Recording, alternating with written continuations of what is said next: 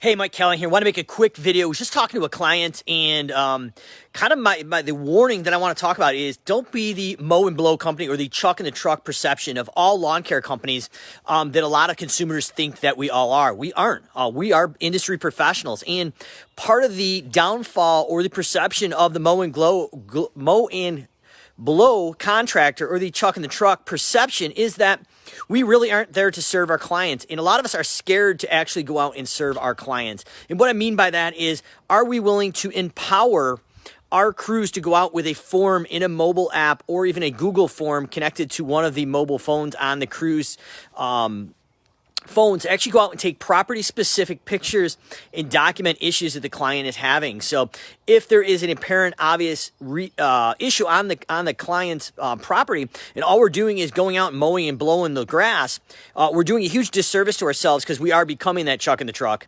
and the mow and blow operator. But a lot of us are a lot better than that. And I know if you're watching this, you're better than that. But what a lot of contractors, including myself in the early days, were nervous of is that we didn't want to give the power to our crews to go out and document issues that they saw outside of our service contract. But really what you are doing there is you're creating a disservice to your client because the client trusts you to take care of all of their landscape, even if it's something you don't do, and you see roof shingles falling off or issues with the gutters. If it's on the outside of the house, why not be their trusted advisor and get them in contact with somebody who can do the work? But if you do the work, I'm recommending you create a form and tie it to an automation or even a manual process if you're not ready to automate. But the way we tackle it is we have a form that the crew foreman is required to fill out at least once a month to document property-specific issues, and then that triggers an automated process or a manual process inside the office to go out and upsell property-specific services. And the best property-specific service upsells that you can do are jobs that can be done while you're already there doing the job, such as fertilization, so perimeter pests, mosquito control, fire ant control, whatever that may be. But the biggest mistake that I see in most businesses is, including my own in the early days, is we were that mow and blow operator, and we didn't go out and proactively allow our crews to document property specific issues with pictures through a form in a mobile app and allow our office to either automatically or manually upsell those services. So you're not only raising that client lifetime value and making your business more profitable and successful, but you're winning the trust of your client. And they aren't going to be annoyed that you're calling them, trying to sell them or make them aware of an issue in their property. Because folks, let's be honest, they're probably aware of it. They're looking at the shaggy shrubs in front of their house in the spring season here, knowing they didn't get to them last year. And what you're doing is you're touching that pain point, but you're offering a solution with ease, and you're framing yourself as the expert and the solution for all things outdoors outside of the home. And even if you don't provide the service, you may want to note that and give them some recommendations of people that can do maybe the driveway sealing, the gutter repairs, whatever that is. So my video today is don't be the mow and blow, chuck in the truck.